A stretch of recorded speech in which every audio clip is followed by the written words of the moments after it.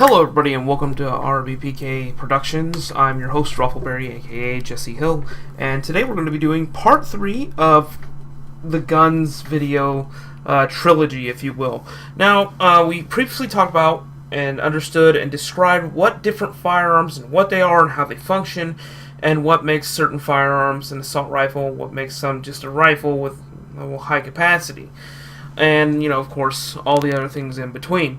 We've also talked about laws and how many of them are already in full swing, of course, but are more often not overlooked because they need more, when in reality there's a whole hell of a lot more gun laws than we actually know, and in a lot of places there's some seriously strict ones in the country.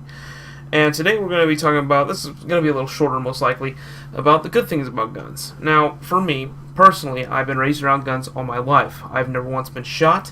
I have never once been in an accident or caused any sort of ruckus with a firearm in my entire life.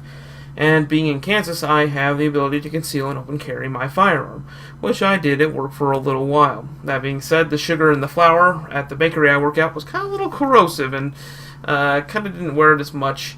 Had to wear a different type of firearm. But that being said, the good things about a firearm are that they provide activity. Now, like most tools, you have to take them serious. You have to make sure that you have all the protection and all the necessary precautions to ensure that you won't get hurt or that somebody else will not get harmed as well. With that being said, when you play football, you wear a helmet and all sorts of pads to ensure that you won't get as hurt as you could if you were just, t-shirt and maybe a mouth guard. Again, you wouldn't work in shop without some safety glasses and some work gloves or whatever appropriate thing it would be to work with tools. With a firearm, I would recommend some ear protection to go over your ears, or a little earplug. I'd recommend some glasses just in case mechanical failure is possible to happen. Again, these are machines or tools that use mechanical moving parts, so things can happen upon rare occurrence. But since there are a lot of very, very strict standards by the government, and an even stricter set of standards by the firearms manufacturer, that isn't going to happen unless you have a homemade firearm that's been made in the garage, and even then I really wouldn't recommend you making one of those, because I think there may be some legal repercussions in some states, and it is a little dangerous. You are dealing with explosive propellants and stuff like that. With that being said, firearms can be used in sports. They can be used in antique collecting and history, which firearms are, of course, a big deal in history. They were originally made in China. It was just originally, I believe, an iron pipe with rocks stuffed down the barrel, attached to a stick, and you put a match in a little hole, and the I would say magazine of powder would get burst, and it would send the rock flying. And of course, they were highly inaccurate.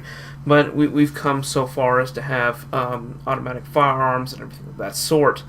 That being said, not only are they a part of our history, but they're also a part of many traditions.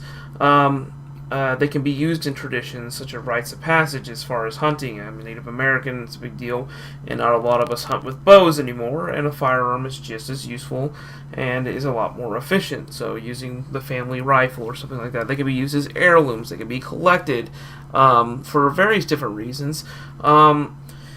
They can even, as a matter of fact, be used for safety courses and different things like that. They're used by our police and by our military and by our militias and our home guard and everything of that sort. They're used by every branch of the government's military. They are even used to put food on the table, which goes back into tradition, of course. They're used to put food on the table because in some places it's a lot cheaper just to shoot a deer and live off that for the spring than to, go to the store and just buy expensive, meat from there. They're just used for tons of different things, including self-defense. Again, as I told you before, the police can't be there all the time. Police aren't omniscient. In a bad part of a neighborhood, if you have John and Joe and Linda all in a house, and they're all having a good time, and they all are legal firearms owners, and someone breaks in their house, and again, this is a bad neighborhood, I wouldn't say ghetto, because you can be in a bad neighborhood and be just about anywhere in the United States, and some guy breaks in and comes in, he has a gun, or maybe he has a knife. Well, I'm certainly happy that those people have firearms, because if that guy jumps in and lunges at somebody, believe me, getting stabbed is very painful. I would want them to be able to defend themselves because you never know what can happen. That guy could have a gun. Heck, he can even have body armor, which brings me back to the magazine thing. A lot of people are like, well, you don't need a big 30-round magazine. Again, this is an airsoft one. It's basically an analog. The only thing it doesn't have is this folded lip that holds the ammunition inside of it. That being said, this is illegal because it's dangerous. The magazine is not necessarily dangerous. The firing mechanisms would technically be dangerous in the projectile of the said firearm. That being said, they want to make sure to ban these. Well, like I said before, in a firefight, you can miss a lot. You can just spray and pray and not maybe hit him both twice, and maybe you just hit him in the leg or something. He's still firing at you. That being said, more rounds gives you a better chance, because what if that guy has an illegal magazine? Now, if they were to make all 30-round magazines illegal, like they say they want to, like let's say a 30 or anything over 10 rounds is what they say, you have to remember that this is the simplest thing to make on a firearm, other than, maybe cutting a trigger. But that being said, this is the easiest. This literally is a 4-piece folded piece of steel. All you would need to do is cut yourself a piece of sheet steel, crimp it a couple times, and fold it 4 ways. Tack weld along the seam. I'm going to zoom that in. You can see the seam just barely on there. Yellow's a good analog. Then you would have to cut down, and of course make that little lip and fold over 2 pieces of steel. Now you can temper the mag with some heat and then dip it in oil or water to make it stronger. Then you get a spring, very simple spring, and place in a small tray that will push the rounds up as the spring begins to have less rounds pushing down on it. Literally, a magazine is one of the easiest things to make.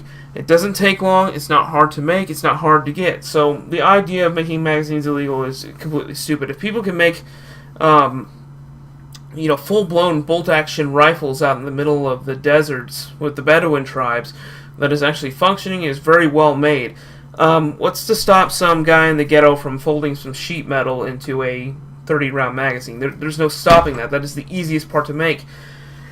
A gun manufacturer actually talked about that, how that's one of the simplest things to build. But, they won't talk about that. This is common sense. I'm not talking about either side. I'm not trying to stand up for either side. I'm just saying a magazine is a very easy thing to make. It's just sheet steel. That's all it is. Sometimes tin or whatever you can get a hold of. So, with the bigger mags, you have to be sure to have more rounds, because sometimes getting shot, some people don't die, and if this guy's all methed out, I've heard of stories about guys getting shot 20 times before they drop to the ground, and then another 10 minutes before they die. So, again, you could say, well, you're just being altruistic, you're just going into the minute details, but then again, like I said, just because you don't like it doesn't mean that you have the right to tell me how I'm going to live my life or what I should have and shouldn't have. That's fascism. That is, allow a person that is angry or wants to be in charge, and so they say and make and dictate what everybody else should be doing. That's what they did in Germany. That's what they did in Russia during the communist era. And honestly, anybody who says that kind of stuff, I just kind of want to go, what are you thinking? You don't know that person's life. You don't know what's going on in their life. As I've said before, you don't know their situation. So maybe they need a bigger round, bigger magazine. Because again, as I said before, criminals and villains are still going to get a hold of these larger magazines. So I don't see the argument. I want to be able to equalize. And let's say the government did stand up. Most of them have 100-round magazines. Some of them have belt-fed machine guns, which can fire thousands of rounds before the barrel either needs to be changed out, cooled, or God knows what else. So the argument saying, oh, a 30-round mag is dangerous, and again, a lot of these are just possibilities, but that was kind of the point of the Second Amendment in general, and anyways, is that there is a possibility that there can be some serious foreign and or domestic issues that could cause you to have to raise up a militia made from the people, for the people, and of course, by the people. So I don't really see the name of this argument. And again, if the gun owners in this country, of all the millions of guns in this country, and the trillions of rounds that gun owners own, if they really were the problem, the government would know.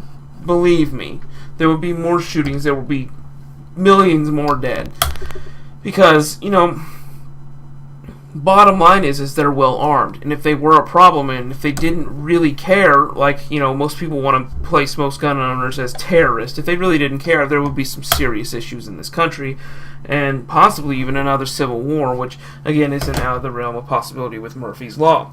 That being said, they're great for home defense. The funny thing is a lot of people tell me that, oh, these 223 rounds, I can get you one real quick.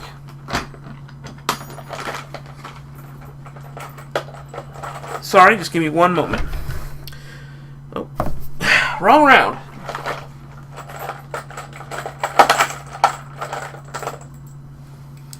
Okay, one of these would be. Okay, I've got 3 different rounds right here. This is a 357 Magnum. This round will go through you. This round is made to punch and hit hard. It is not a fully sonic ammunition. Like a 9mm, so it's not going to be as loud, but it's going to hit harder because it's moving slower and there's a lot of mass behind it. Science. This is a 38 special. This round is specifically designed to burst inside of somebody so that it would not go out. This round is about $1.25 a piece. I made sure to spend my money wisely to ensure that no one would get hurt whilst using a firearm for defense or target shooting. This is the 223 and or 5.56. There's not a lot of difference between the 2 rounds, but this is what the military standard uses. It's a lot smaller than you thought it was, huh? It really isn't that big. It's a little smaller than my pinky, as a matter of fact. With that being said, this round is, it's armor penetrating. Oh, no, absolutely not. This will not go up against, this will not stand up well against a steel plate, unless it's got a green tip. That green tip implies there's a steel core, which is made for armor punching. But even so, these kind of rounds still take several rounds to get through the armor. They gotta weaken the armor. So, in a combat engagement, let's say we were fighting a terrorist organization that had vests, it would take several of these rounds to even do any damage, and the vast majority of us, again, like I said before, are going to be shaky and scared, and most of the rounds are just going to be either hitting center mass or around them. Center mass is where most people aim with more high-powered rifles. With that said, this round wouldn't do much. But the great thing about this round is if it does hit somebody, let's say they break into your house and you shoot them, the round tends to tumble inside and it loses a lot of inertia and then bursts. The round will break apart. The round will not keep going. Ballistic tests have been done countless times to state this. It's simple. It's the facts. Just look it up if you don't believe me. With that being said, this bullet is designed to injure. Now, a 30-06 back in World War II, there's an interesting thing why we're not using the 30-06. It was a big round. If it hits you, you're pretty much dead. It's a very stout round, huge round, compared to this little crayon. The crayons of death. But it would do some serious damage. But militaries around the world found out that the more they're injured, the more money it costs. And so injuring is more important than killing, because new people can be trained. New people can be made to go to war. However, taking care of those people, making sure they're okay, giving them medical care, and everything like that is expensive. Which is honestly a brilliant tactic. It kind of sucks because injuring is kind of cruel in a lot of ways. But these rounds more than likely won't kill you. They'll hurt. Oh, they'll hurt like hell. Believe me. But the vast majority of these rounds will burst inside somebody and cause serious tumbling damage. Okay, I'm leaving TeamSpeak. But anyway, these rounds are designed to really just go inside and do damage inside and break. With that being said, it's very similar to this 38 special round that is designed to flower out and break and not go through somebody. This 357 soft tip round will put a hole in somebody, and it will keep going. This is for when you need to hit a robber behind your neighbor's fridge across the street. I saw that in a meme. But I hope you understand the difference. In reality, these rounds both have the same amount of powder. This round is chambered for more of a centerfire rifle. This is for a pistol. Okay? That neck is to create a seal for when it fires, the firing mechanism. As a matter of fact, the tip is actually, there's more mass to this tip than there is on this one. The only difference is this is fired from a rifle, and this is fired from a handgun. A lot of people would ask, well, why would you need them? Well, again, you don't understand the situation for most people, so you can't say on their behalf. But I believe that, again, the Constitution is very clear. You should be allowed to have a firearm. Now, some people would say that's a musket, like I've mentioned before, but George Washington, the man who was the father of our country in many ways, did state himself and elaborate on the Second Amendment in his own words because he was there. I would trust somebody who was there. I'd be like, well, how can you trust a historian that was there over someone who knows what he's talking about today? Well, you're going to, of course, trust the guy who was there. He was an eyewitness. Well, anyways, he said that the country's people should have sufficient firearms and ammunition to be able to combat their government. Well, that means if they've got AR-15s, we should be allowed to have AR-15s.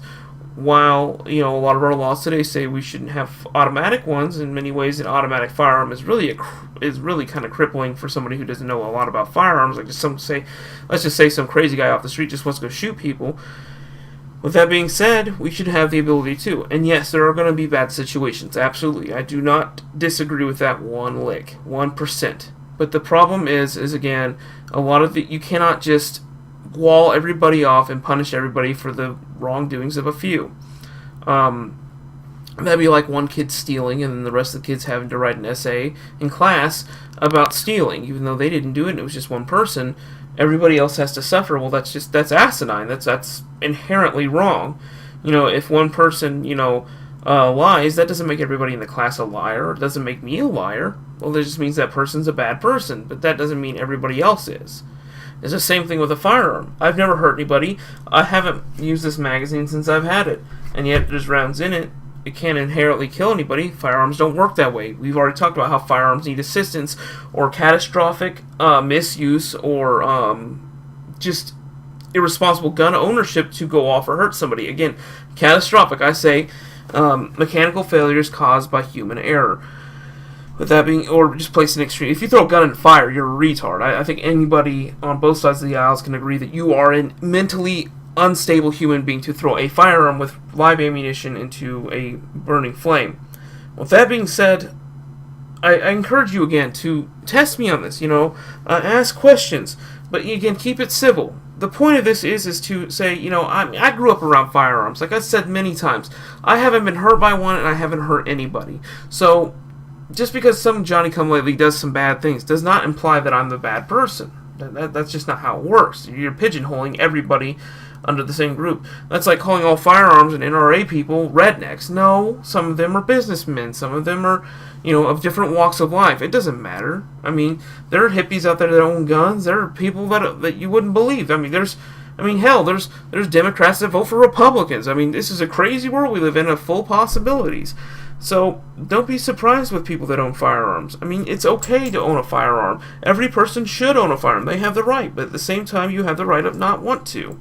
The only difference between those two people is one doesn't want you to have them sometimes. And the problem is they know that they're not really in a place to say that on their behalf. The truth is, the vast majority of people that don't like firearms don't know enough about them or don't understand because they didn't grow up around it. And if they did, it's probably because of a negative situation in the past. With that being said, does that imply that everybody that owns a firearm or every firearm is bad? It's just like the pit bull argument. Pit bulls are wonderful dogs. They were known as the nanny dogs. Petey from Little Rascals was a pit bull. I look at it, it's kind of long. But, that does that mean all pit bulls are bad? Absolutely not. That's asinine. That's stupid. That makes no sense. It just depends on the owner. A firearm is only as bad as the person that uses it. A firearm cannot do anything without being instructed to do so by the pull of the trigger caused by synapses in the body and nerves, and then it's triggered from the brain, which is the crazy person that fires it at somebody bad, or that they believe to be bad, or because they have demons or crazy thoughts that everyone else should die, or they're maybe bigoted or racist, who knows. That being said, I hope that everything was able to help you guys. I hope that this was, in a way, able to make you think about things like this. Don't ever take anything by the media. Take it with a grain of salt. Just go, hey, that's their opinion. I'm going to find out for myself. Because that's the beauty of a free society. I'm allowed to have this. The Constitution says I should be allowed to. And any laws that go against the Constitution's Second Amendment are wrong. You're allowed to think for yourself. You're allowed to get an education. You're allowed to go to college. You're allowed to be a ditch digger or, God forbid, a McDonald's worker, or go from that to a CEO. There's possibilities in this country. So don't act as though, you've already got it all figured out, because believe it or not, we all learn at different paces, and we're always learning throughout our lives. That's a basic tenet of being a student. You will always be a student to some degree. So I recommend that you go out, see for yourself, as I've said through all of these videos, check it for yourself. That is the most important teacher's experience. do it with somebody who knows what they're doing, who is licensed. Maybe go to a gun range and ask and just sit down with them. They'll be more than happy to speak with you on it. They would be more than happy to answer some questions. Those people are way more qualified than I am. Get some training, get some safety courses so that you know for sure that you would be a responsible gun owner. And even if you don't like them, get them anyway. That way you know, well, I don't like them, but at least I know that I'm safe with them. Get that peace of mind, because that's more important. Well, guys, this video was a little longer than I thought, but again, if you guys like the video, please like, subscribe, and share this puppy around. It would do me a great favor. A lot of this took a lot of time to write down and do notes, but I wanted to make sure that I gave you guys my point of view. I don't want to be biased, but at the same time, I also want to make sure that I clear up as much as possible from my personal moral standpoint and from a common sense standpoint, which is the most important thing that I've been trying to get across. You can be a Democrat and own a gun. You can be a liberal and own a gun. There is nothing wrong with that at all, because you have the right to it. And if any other liberal or Democrat or Republican or conservative says you're not allowed to, well, they're violating your constitutional right. You have a lot more rights than you think. But when you start getting rid of those rights, you become a slave, because it makes it very easy to subjugate the people whenever they can't defend themselves. I heard a guy once say that today, with all the things that our legislature and our leaders and all branches of the government, the judicial, the legislative, and the executive branch, all the things that they're doing behind our backs is making it to where we're about as free as a big boy in skinny jeans. And be like me, my fat self, getting into skinny jeans. That being said, guys, please do your own research. That is the most important thing. Test me on this. Do your own research. Experience is the best teacher of all time. I love you. I appreciate you, and I hope that this was enriching in some way. And I hope that in some way you learned something, and that maybe we'll be able to come across the table and seriously go, well, maybe he was right, or well, maybe you're right, or whatever it is. But do your own research, come to your own conclusions. But remember, just because you don't like something or just because you like something doesn't imply that other people will agree with you. But as long as there are basic tenets in our society, we are going to be free. But if we start to infringe upon those, we're not going to be free for long. Aristotle said that a society that is more worried about being correct and accepting tends to be one that's dying. Now, there could be some truth to that. I don't know. But anyways, I might have butchered it. I don't know. I'm an uneducated oaf. I love you guys. I appreciate you. This video is too long. I'll see you around. Bye-bye.